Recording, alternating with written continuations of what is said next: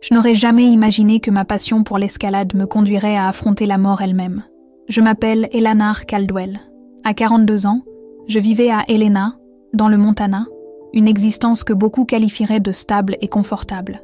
J'étais comptable senior, habitais une maison simple à 2 étages et disposais d'économies suffisantes pour financer mes aventures hebdomadaires dans les montagnes Beartooth. Ce jour-là, tout semblait routinier. Je me suis levée tôt et ai préparé mon équipement avec soin. Cordes, harnais, provisions de base. C'était un rituel presque sacré. Les prévisions météo annonçaient un ciel dégagé, un cadre idéal pour m'attaquer à une nouvelle voie que je planifiais depuis des mois. Dans mon esprit, ce n'était qu'une matinée d'escalade parmi tant d'autres, une échappatoire pour mon esprit aventurier. Pourtant, je ne savais pas encore que cette journée serait différente de tout ce que j'avais vécu auparavant. Ce que j'ignorais, c'est que cette ascension transformerait à jamais ma vision de la vie et de la mort. Le problème est survenu 3 heures après le début de mon escalade. J'étais arrivée à un passage particulièrement ardu de la paroi rocheuse lorsque j'ai remarqué quelque chose d'inhabituel sur ma corde principale. Un léger effilochage près du point d'ancrage a attiré mon attention. Cela ne semblait pas immédiatement dangereux, mais suffisant pour semer le doute. Peut-être serait-il plus sage de redescendre. Cependant, mon orgueil a pris le dessus. J'avais passé des semaines à planifier cette voie, et le sommet était si proche que je pouvais presque le toucher. Avec détermination, j'ai continué. Je me suis appuyée sur une saillie qui semblait solide et me suis préparée pour le mouvement suivant. C'est alors que j'ai entendu le bruit que tout grimpeur redoute, le craquement distinct des fibres qui se brisent. Le temps a semblé ralentir. Je me souviens avoir regardé ma corde, impuissant, tandis que les derniers brins cédaient. Ma ligne de sécurité aurait dû me retenir, mais, dans ma précipitation, j'avais commis une erreur basique en la positionnant. Et puis, je suis tombée. Ce n'était pas une chute nette. Mon corps a heurté une saillie, tournoyant dans les airs comme une marionnette désarticulée, tandis que le monde autour de moi devenait un flou de rochers et de ciel. Lorsque j'ai finalement touché le sol, je n'ai pas ressenti de douleur immédiate, seulement une pression écrasante dans tout mon corps. Allongé là, regardant les nuages, j'entendais mon cœur ralentir. Et, curieusement, mes pensées n'étaient pas celles que j'avais imaginées pour un moment pareil. Ma vie n'a pas défilé devant mes yeux comme dans un film. À la place, je me suis rappelé toutes ces matinées de dimanche passées à dormir, les prières que je n'ai jamais faites, les avertissements de ma grand-mère sur l'importance de vivre avec foi et un but.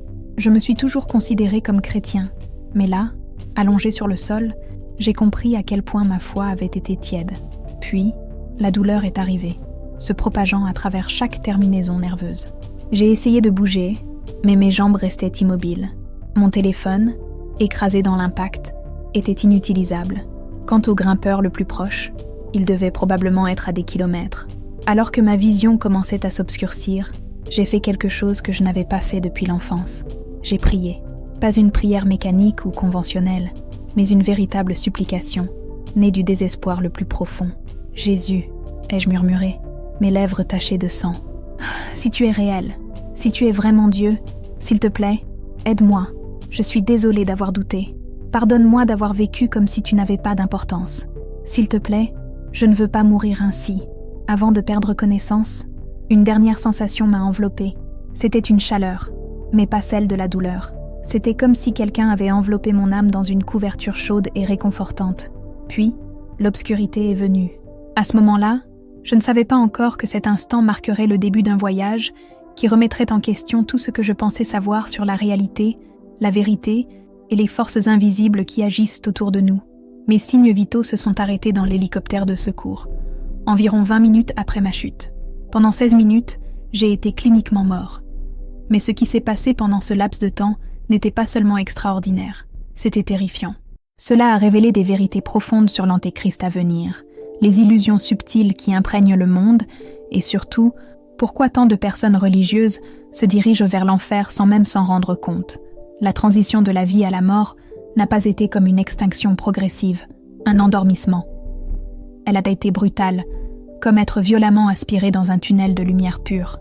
Ma conscience a été arrachée de mon corps brisé avec une force indescriptible, et toute la douleur a instantanément disparu, remplacée par une clarté si intense qu'elle aurait été insupportable sans la paix qui l'accompagnait.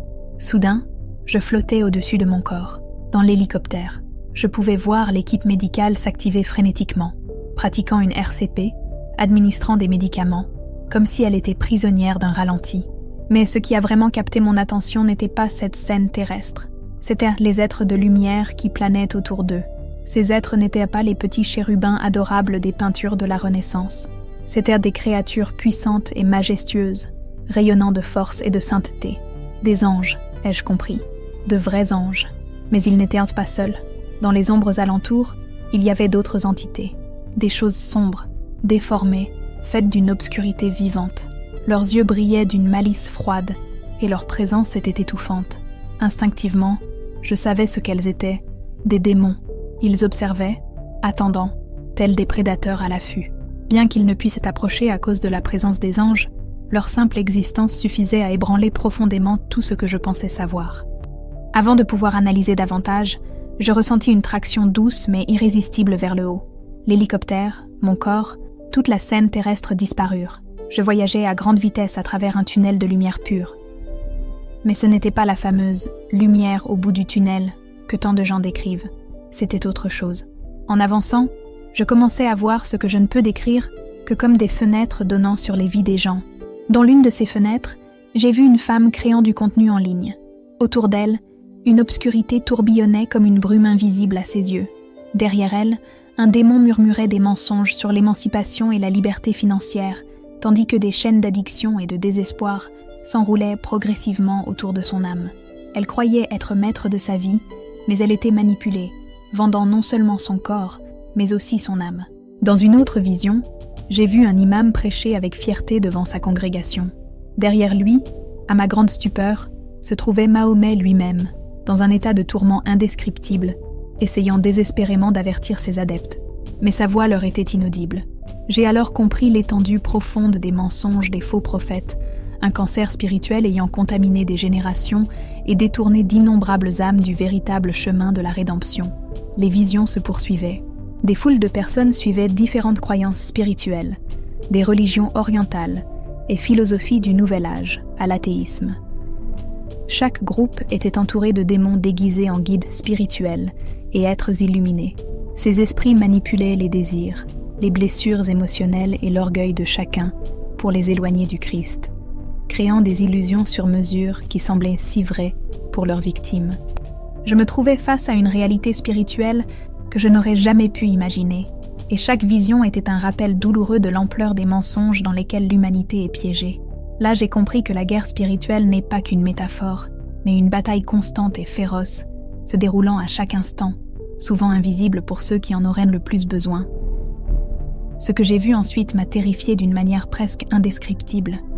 Une figure de lumière et de beauté indescriptible se tenait au centre d'une foule, accomplissant des signes qui ressemblaient à des miracles. Les gens autour de lui étaient captivés, émerveillés par ses actes et charmés par ses paroles. Il parlait d'unité, de paix et d'une spiritualité universelle, affirmant que tous les chemins menaient à Dieu. Son message promettait une grande évolution spirituelle pour l'humanité, et ses paroles semblaient imprégnées d'une sagesse surnaturelle. C'est alors qu'une voix, plus réelle que tout ce que j'avais jamais entendu, résonna en moi. « Observe attentivement, ma fille. Voici le grand mensonge qui approche. » Soudain, la scène changea. L'éclat séduisant de cette figure révéla sa véritable nature, et ce que je vis me glaça jusqu'à l'âme. C'était Satan, déguisé en ange de lumière, se préparant à se manifester comme l'Antéchrist. Sa stratégie était d'une sophistication que je ne pouvais imaginer. Il manipulait tout, du christianisme progressiste au mouvement de spiritualité intérieure, en passant par des idées déformées de justice sociale, pour créer l'illusion que tous les chemins mènent à Dieu. J'ai vu comment il posait les fondations d'un mensonge qui captiverait le cœur et l'esprit de milliards de personnes. Une main divine me tira loin de cette vision, et je me vis monter. Devant moi se trouvait une lumière si éclatante qu'elle aurait dû être aveuglante. Mais d'une manière ou d'une autre, je pouvais la regarder directement. Plus je m'en approchais, plus une certitude écrasante m'envahissait. J'allais rencontrer Jésus-Christ lui-même. Le poids de cette révélation me remplit d'un mélange de terreur et de désir intense. En m'approchant de la source de cette lumière magnifique, je ressentais chaque pensée, chaque action, chaque intention que j'avais eue se dévoiler. Ce n'était pas seulement un rappel, c'était une reviviscence avec une clarté parfaite, tout en comprenant la signification spirituelle de chaque instant. C'était une expérience à la fois terrifiante et merveilleuse. J'ai vu combien de fois j'avais choisi le confort plutôt que la conviction. J'ai réalisé combien de fois j'étais restée silencieuse alors que j'aurais dû défendre la vérité, et combien de petits compromis avaient lentement érodé ma foi. Mais j'ai aussi vu des moments de grâce, chaque prière sincère, chaque geste d'aide envers autrui, chaque instant où j'avais cherché Dieu de tout mon cœur. Puis, il apparut. Jésus-Christ, le roi des rois, se tenait devant moi. Sa gloire était si immense qu'aucun mot humain ne pourrait la capturer. Sa présence était une combinaison parfaite d'amour pur et de vérité absolue, d'une manière qui rendait tout ce que j'avais connu auparavant dérisoire. Ses yeux contenaient la profondeur de l'éternité, mêlant justice parfaite et miséricorde infinie. « Mon enfant, dit-il, et sa voix résonna dans chaque fibre de mon être. Tu n'as vu que le début de ce qui arrive à ton monde. » Il commença à me montrer comment le mensonge de l'Antéchrist était déjà à l'œuvre. J'ai vu des algorithmes sur les réseaux sociaux être utilisés pour modeler lentement les croyances des gens. Le divertissement programmait les esprits à accepter des mensonges comme des vérités, et même des églises infiltrées par des doctrines trompeuses, déguisées en piété. « Regarde, ordonna-t-il, j'ai vu des scènes d'un avenir proche. J'ai été témoin de l'Antéchrist utilisant l'intelligence artificielle, des crises mondiales et des solutions apparemment miraculeuses comme outils de tromperie. Il se présenterait comme la réponse aux cris désespérés du monde pour la paix et l'unité. Le plus douloureux fut de voir combien de chrétiens seraient trompés parce qu'ils ne connaissaient pas véritablement leur foi. Ils avaient créé un christianisme adapté à leurs propres préférences, au lieu de se conformer à la vérité de Dieu. « Beaucoup m'appellent par mon nom, dit Jésus, mais ils ne me connaissent pas. Ils ont créé un Dieu à leur propre image, un Dieu qui ne demande jamais de sacrifice, qui ne confronte jamais le péché, qui n'exige jamais une reddition totale. » Ces paroles étaient à la fois un avertissement et une invitation. Je ressentais le poids de sa tristesse pour ceux qui s'étaient égarés, mais aussi son profond désir de sauver ceux prêts à ouvrir les yeux sur la vérité. À cet instant, j'ai compris que mon expérience n'était pas seulement pour moi. C'était un appel, un rappel que la bataille spirituelle est réelle, et que la seule défense contre la tromperie est de connaître véritablement le Christ et sa parole. Ce que j'ai vu ensuite était dévastateur. Un nombre incalculable d'âmes entraient en enfer, et, à mon horreur, beaucoup d'entre elles étaient des personnes religieuses qui croyaient sincèrement être sauvées. Elles suivaient un christianisme commode, choisissant seulement les parties des Écritures, qui correspondaient à leurs préférences, et ignorant celles qui défiaient leur mode de vie ou les sensibilités modernes. Une vérité incontournable m'a frappée. Le salut était à la fois plus simple et plus exigeant que ce que la plupart imaginaient. Le chemin vers la vie éternelle exigeait une soumission totale au Christ, pas seulement accepter des fragments de sa parole, mais embrasser toute la vérité biblique, y compris ses aspects inconfortables. Il fallait participer au sacrement qu'il avait établi, vivre une foi authentique exprimée par l'obéissance et les bonnes œuvres, et rejeter la superficialité d'un christianisme façonné par les caprices du monde. « Le temps est court, dit Jésus, et la tromperie sera si forte qu'elle pourrait tromper même les élus, si c'était possible. Mais j'ai donné à mon peuple tout ce dont il a besoin pour rester ferme, s'il croit et obéissent simplement à ma parole. » C'est alors qu'il m'a montré quelque chose qui rendait toutes les visions précédentes insignifiantes en comparaison.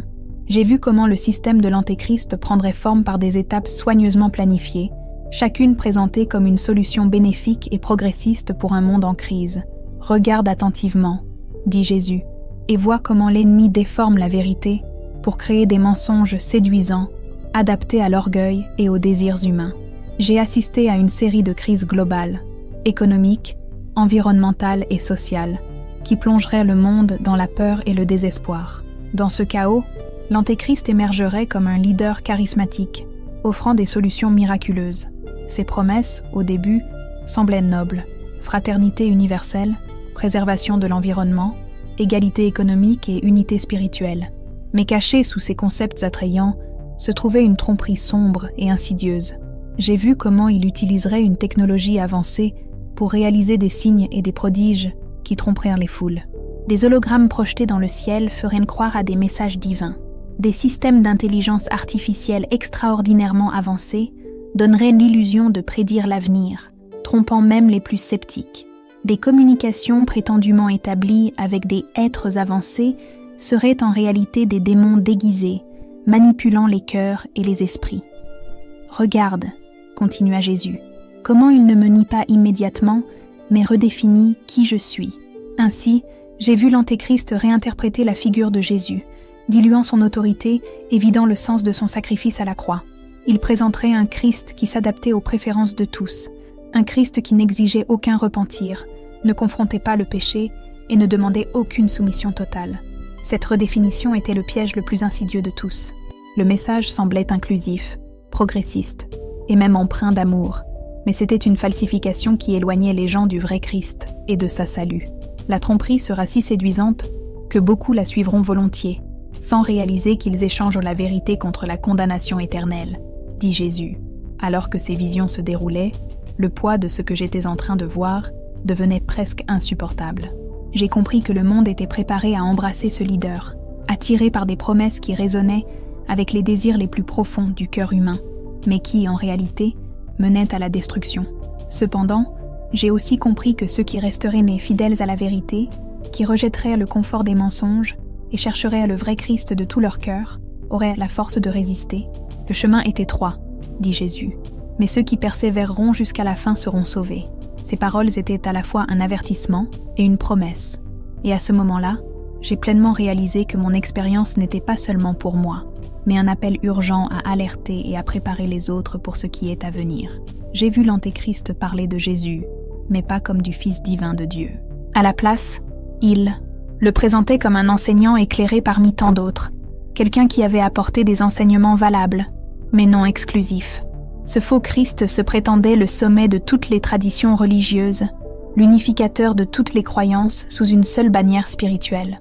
Ce qui m'a le plus terrifié, c'était de réaliser que cette tromperie ciblait directement les chrétiens. L'Antéchrist utilisait des versets de la Bible sortis de leur contexte, déformant leur signification pour valider ses fausses affirmations.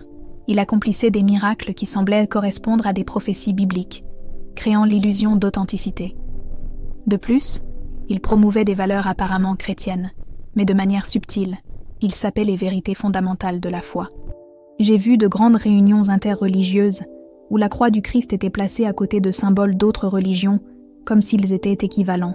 Des leaders chrétiens, désireux de paraître inclusifs et progressistes, adoptaient cette fausse unité. Ils justifiaient leurs actions en affirmant qu'ils démontraient l'amour du Christ.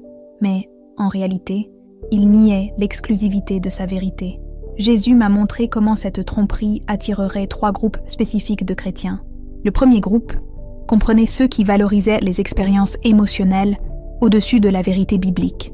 Ceux-là seraient facilement séduits par les signes et les prodiges spectaculaires, par le sentiment d'unité et par les hauts émotionnels provoqués par les grands rassemblements. Le deuxième groupe était constitué de ceux qui avaient adopté un évangile édulcoré, qui n'évoquait jamais le péché, le repentir ou le besoin de salut. Ces chrétiens avaient réduit le christianisme à une simple invitation à la gentillesse et à l'acceptation, oubliant que le véritable amour exige parfois d'affronter des vérités difficiles. Le troisième groupe se composait de chrétiens qui mélangeaient leur foi avec d'autres pratiques et croyances spirituelles, créant une religion personnalisée plutôt que de se soumettre à la vérité révélée de Dieu. Ils cherchaient à adapter leur foi à leurs préférences, négligeant la fidélité aux Écritures. Pendant ce temps, Jésus m'a révélé que sa véritable Église serait composée de ceux qui resteraient fidèles à sa parole, même si cela leur coûtait tout. J'ai vu comment ces croyants, refusant de compromettre la vérité, seraient étiquetés comme haineux, rétrogrades et dangereux. La persécution à leur encontre augmenterait progressivement. Ils seraient d'abord marginalisés socialement, puis subiraient des sanctions économiques, et enfin, une persécution physique. Beaucoup seraient forcés de choisir entre leur foi authentique et leur survie dans le système de la société. La vision changea, et Jésus me montra comment cette tromperie se déployait dans différents domaines de la vie. Dans l'éducation, j'ai vu comment les enfants étaient programmés pour accepter des idées contraires à la vérité biblique, sous prétexte de tolérance et d'inclusion. Ils apprenaient que toutes les croyances avaient la même valeur, que le genre était fluide, et que les valeurs chrétiennes traditionnelles étaient nuisibles. Les parents qui osaient s'opposer à ces enseignements étaient qualifiés d'extrémistes et d'intolérants. Dans la technologie, les outils les plus avancés étaient utilisés pour renforcer ce système. Les algorithmes des réseaux sociaux modélaient subtilement les croyances et les perceptions des gens. Les enfants grandissaient avec l'idée que le christianisme biblique était dépassé et incompatible avec les valeurs modernes. Des intelligences artificielles sophistiquées contribuaient à créer une narration convaincante selon laquelle tout était relatif et que l'Antéchrist représentait l'avenir de l'humanité. La tromperie n'était pas seulement vaste, elle était profondément stratégique, touchant toutes les sphères de la vie humaine. Mais Jésus m'a assuré que ceux qui resteraient de ferme dans sa parole, quels qu'en soient les coups, feraient partie de sa véritable Église. Ces paroles, chargées d'autorité, résonnèrent dans mon âme. Beaucoup m'appellent par mon nom, mais ils ne me connaissent pas. Attache-toi à la vérité, car elle seule te rendra libre. J'ai vu comment les médias sociaux et les plateformes numériques étaient manipulés pour créer une réalité alternative, façonnant les esprits de manière subtile mais dévastatrice. Des systèmes alimentés par l'intelligence artificielle généraient des contenus parfaitement adaptés pour modifier progressivement les croyances et les valeurs. Les environnements de réalité virtuelle offraient des expériences spirituelles qui semblaient réelles, mais qui étaient en réalité des tromperies démoniaques, conçues pour capturer des âmes. « Regarde, comment ils utiliseront le plaisir pour détruire des âmes », dit Jésus. J'ai vu comment le divertissement devenait de plus en plus captivant et addictif, chargé de messages antichrétiens cachés dans ces récits. Les gens passaient en plus de temps immergés dans des mondes virtuels que dans la réalité, devenant émotionnellement et spirituellement vulnérables à la manipulation. La frontière entre ce qui était réel et ce qui était fabriqué s'effaçait, et beaucoup ne pouvaient plus distinguer la vérité du mensonge. Le plus perturbant était de voir comment l'immoralité sexuelle était normalisée et célébrée. Ceux qui défendaient l'éthique sexuelle biblique étaient diabolisés, considérés comme des extrémistes rétrogrades et dangereux. J'ai vu des plateformes comme OnlyFans n'être que des étapes vers des formes encore plus sombres d'esclavage spirituel, attirant les gens dans un cycle d'auto-illusion et de destruction émotionnelle. Jésus m'a montré comment l'idéologie LGBTQ+, serait utilisée comme un outil puissant par l'Antéchrist. Ils utiliseront la compassion humaine comme une arme contre la vérité, dit-il. J'ai vu comment l'amour sincère pour des individus en difficulté était déformé en une acceptation inconditionnelle du péché. Remettre en question tout aspect de cette idéologie était considéré comme un crime de haine, réduisant au silence ceux qui cherchaient à dire la vérité. Ce qui m'a brisé le cœur, c'était de voir de jeunes gens qui aimaient sincèrement Dieu, mais qui étaient déchirés par ses tromperies. Ils voulaient suivre le Christ, mais se retrouvaient forcés de croire qu'ils devaient choisir entre leur foi et leur identité, entre la vérité de Dieu et l'acceptation de la société. Ces jeunes, confus et accablés, luttaient contre une pression immense pour se conformer au monde. « Dis-leur, dit Jésus, sa voix remplie d'une compassion infinie, que je les aime trop pour les laisser dans leur péché. Le véritable amour dit la vérité, même quand cela fait mal. » Ces paroles résonnèrent profondément, révélant que l'amour authentique ne cautionne pas la tromperie, mais confronte le péché avec grâce et vérité. Jésus m'a montré que la véritable bataille n'était pas contre des personnes ou des idéologies, mais contre les puissances spirituelles qui manipulent les esprits et les cœurs pour les éloigner de la vérité. Il m'a appelé à avertir et encourager, à dire à ces jeunes qu'il y a de l'espoir, même au milieu du chaos, et que son amour est assez puissant pour les libérer, les restaurer et leur donner leur véritable identité, celle de fils et filles de Dieu.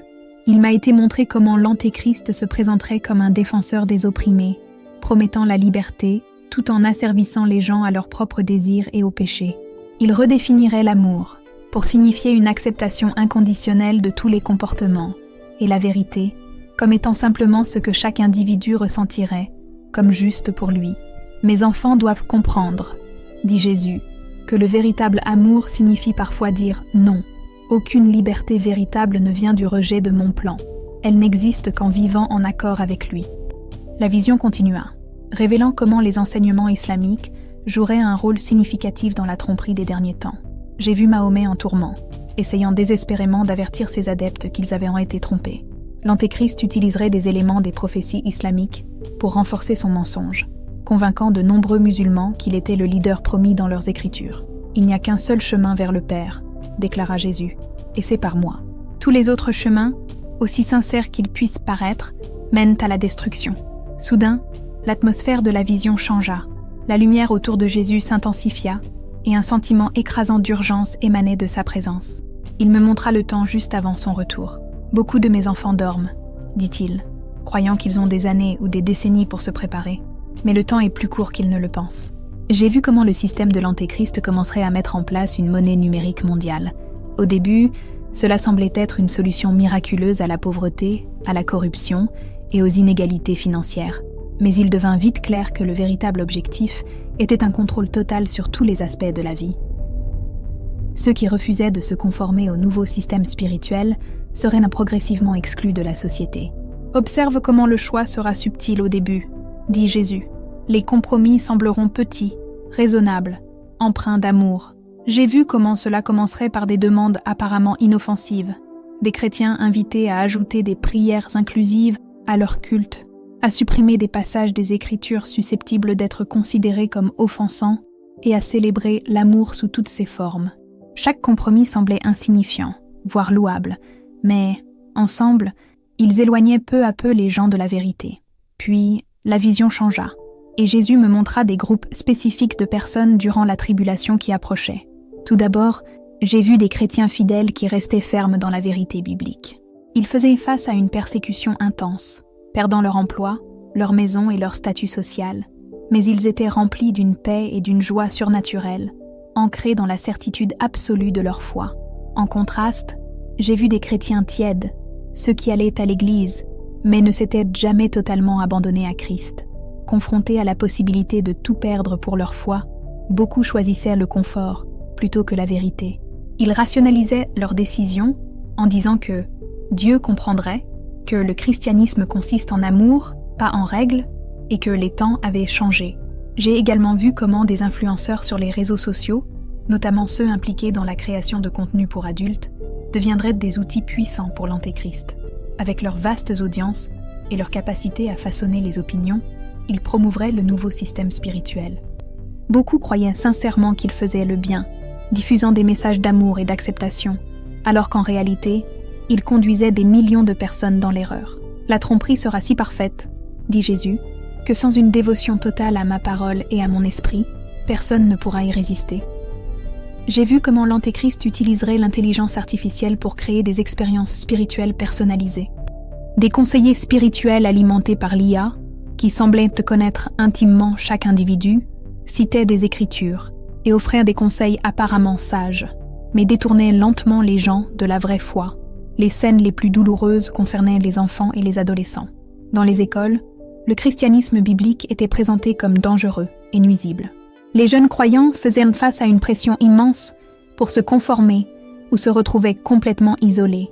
J'ai vu des parents, dans une tentative de protéger leurs enfants de la souffrance, compromettre leur propre foi ainsi que celle de leurs enfants. « Dis-leur, dit Jésus avec autorité et amour, que je vaux la peine de tout perdre. Dis-leur que ce qu'ils gardent en me reniant, ils le perdront pour toujours.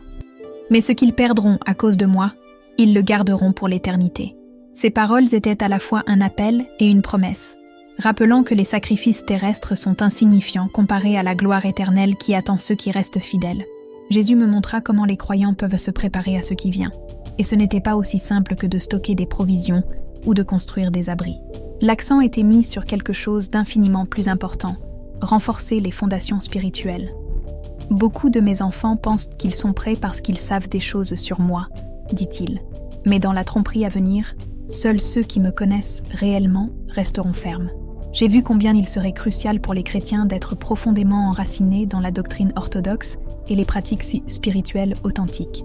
La participation régulière au sacrement, une prière profonde et engagée, une véritable étude biblique, pas seulement des lectures dévotionnelles superficielles, et une communion authentique avec d'autres chrétiens seraient essentielles.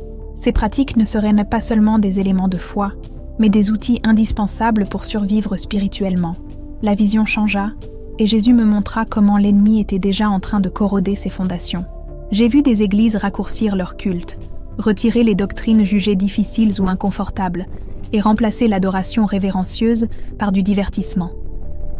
Les prédications profondes et bien ancrées dans la parole étaient troquées contre des discours motivants, vides de substance. Regarde ce qui arrive à ceux qui construisent leur foi sur les émotions, dit Jésus. J'ai vu des gens qui avaient vécu de grands moments émotionnels pendant les cultes, qui croyaient avoir une foi solide, mais, lorsque la tromperie arriva, leurs croyances s'effondrèrent, car elles étaient enracinées dans des sentiments, et non dans la vérité. Jésus me montra ensuite quelque chose qui me bouleversa profondément, comment les réseaux sociaux et la technologie numérique conditionnaient déjà les gens à accepter la tromperie de l'Antéchrist. Les individus étaient dépendants de la validation constante, incapable d'affronter le silence ou la solitude, et perdait la capacité de discerner la vérité du mensonge. « L'ennemi entraîne mes enfants à ne pas écouter ma voix, » dit Jésus. « Ils remplissent chaque moment de bruit, chaque silence de distraction. » Il m'a été révélé combien il serait crucial pour les croyants de développer dès maintenant des disciplines spirituelles. Les pratiques de silence, de jeûne, de prière et de méditation des Écritures ne seraient pas plus optionnelles, mais essentielles pour survivre spirituellement à ce qui allait arriver. Jésus me montra également comment l'Antéchrist utiliserait les bonnes intentions des gens contre eux-mêmes. De nombreux chrétiens, désireux d'aider les autres, de montrer de l'amour et de faire une différence, compromettèrent la vérité au nom d'une bonté trompeuse. Le véritable amour, souligna Jésus, n'exige jamais de renier ma vérité. Ceux qui aiment vraiment diront la vérité, même si cela leur coûte tout. La vision culmina avec une scène qui me mit à genoux. J'ai vu d'innombrables âmes entrer en enfer, et beaucoup d'entre elles étaient des personnes religieuses qui croyaient sincèrement suivre Dieu. Ces personnes avaient façonné une version du christianisme correspondant à leurs préférences, au lieu de se soumettre à la vérité de Dieu. « Dis-leur, dit Jésus avec des larmes aux yeux, que tous ceux qui disent « Seigneur, Seigneur » n'entreront pas dans le royaume des cieux. Beaucoup me diront qu'ils ont accompli de grandes choses en mon nom, mais je leur dirai « Je ne vous ai jamais connu ». La transition de retour dans mon corps fut un choc. Un instant, j'étais en présence de Jésus, recevant ses révélations bouleversantes.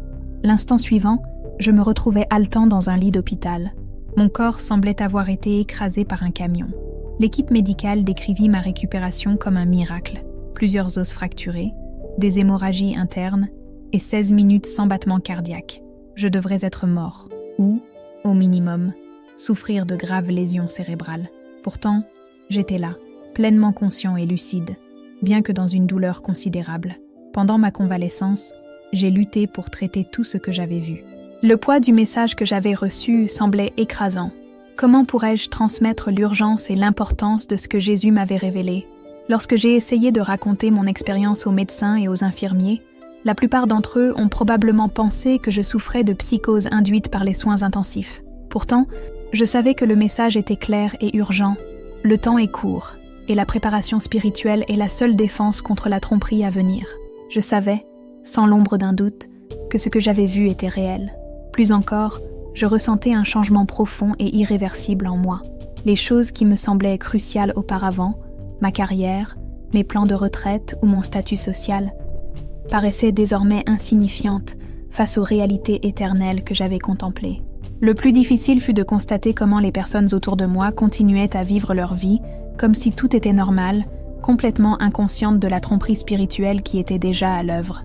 Je commençais à voir les signes partout, dans les divertissements apparemment inoffensifs, dans les enseignements des églises progressistes et dans la manière dont la technologie modifiait subtilement la conscience des gens. Mon changement ne passa pas inaperçu. Ma famille et mes amis le remarquèrent. Certains pensaient que j'étais devenue extrémiste, obsédée par la religion. Ma sœur cessa de me parler, après que je lui eus dit que sa spiritualité inclusive l'éloignait en réalité du vrai salut. Ma meilleure amie, qui gérait un compte OnlyFans à succès, me bloqua après avoir entendu ce que Jésus m'avait montré sur l'esclavage spirituel lié à l'exploitation sexuelle. D'un autre côté, il y en eut qui écoutèrent. Un petit groupe commença à se rassembler chez moi pour des moments de prière et d'études bibliques. Notre objectif était simple, comprendre la doctrine chrétienne orthodoxe, pratiquer des disciplines spirituelles authentiques et nous préparer spirituellement à ce qui allait arriver. Il ne s'agissait pas de peur ou de théories conspirationnistes, mais de bâtir une foi inébranlable sur le fondement de la vérité. J'ai commencé à documenter tout ce que j'avais vu et appris. Ce n'était pas simplement une autre histoire d'expérience de mort imminente. C'était un avertissement crucial pour l'Église. Jésus m'avait montré que le temps était court et que son peuple devait se préparer. Le changement le plus profond s'est opéré dans ma vie de prière. Avant cette expérience, prier était une routine, quelque chose que je faisais par devoir. Maintenant, c'est devenu aussi vital que de respirer. Je consacre des heures à la prière, pleurant souvent pour les âmes trompées, en particulier pour les jeunes égarés par les mensonges culturels qui dominent notre époque. 5 ans ont passé depuis mon expérience. Les signes de la tromperie à venir sont plus évidents que jamais. Je vois la base soigneusement posée, exactement comme Jésus me l'avait révélé. Ma mission est maintenant claire, avertir les autres et aider à préparer la véritable Église à ce qui vient. Tout le monde n'écoute pas, mais pour ceux qui le font, Le message est transformateur. La vérité que Jésus a révélée n'est pas populaire dans notre culture actuelle, mais c'est la seule qui sauve. Le choix est clair, le confort et l'acceptation temporaire, qui mènent à une séparation éternelle de Dieu, ou les épreuves et le rejet momentané, qui conduisent à la vie éternelle. Si ce message a touché votre cœur, partagez-le. Diffusez cet avertissement à d'autres. Abonnez-vous et activez les notifications pour continuer à recevoir des révélations et des vérités sur la fin des temps et le salut.